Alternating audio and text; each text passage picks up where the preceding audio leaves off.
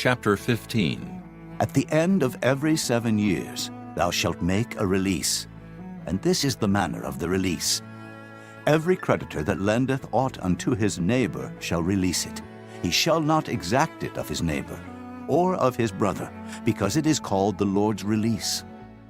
Of a foreigner thou mayest exact it again, but that which is thine with thy brother thine hand shall release, save when there shall be no poor among you.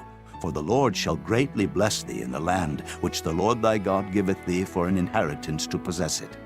Only if thou carefully hearken unto the voice of the Lord thy God, to observe to do all these commandments which I command thee this day. For the Lord thy God blesseth thee, as he promised thee. And thou shalt lend unto many nations, but thou shalt not borrow. And thou shalt reign over many nations, but they shall not reign over thee. If there be among you a poor man, of one of thy brethren, within any of thy gates in thy land, which the Lord thy God giveth thee, thou shalt not harden thine heart, nor shut thine hand from thy poor brother. But thou shalt open thine hand wide unto him, and shalt surely lend him sufficient for his need in that which he wanteth.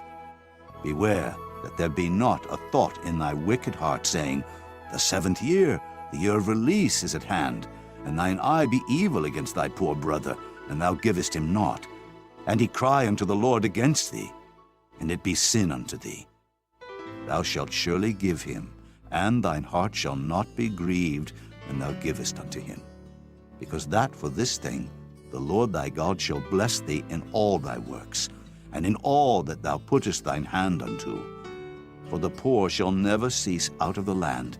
Therefore I command thee, saying, Thou shalt open thine hand wide unto thy brother, to thy poor, and to thy needy in thy land.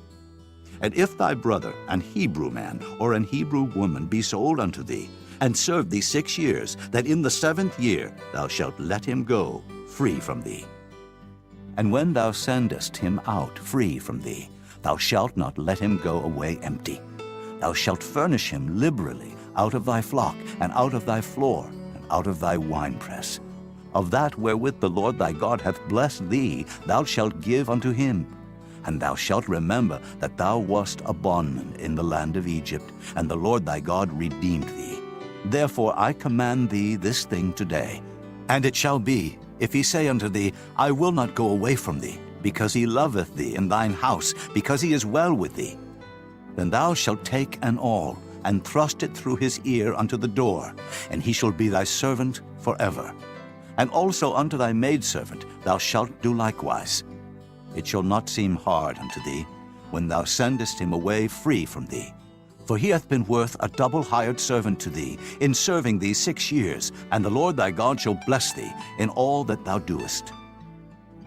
All the firstling males that come of thy herd and of thy flock thou shalt sanctify unto the Lord thy God. Thou shalt do no work with the firstling of thy bullock, nor shear the firstling of thy sheep. Thou shalt eat it before the Lord thy God year by year in the place which the Lord shall choose, thou and thy household. And if there be any blemish therein, as if it be lame, or blind, or have any ill blemish, thou shalt not sacrifice it unto the Lord thy God. Thou shalt eat it within thy gates. The unclean and the clean person shall eat it alike, as the roebuck, and as the hart. Only thou shalt not eat the blood thereof. Thou shalt pour it upon the ground as water.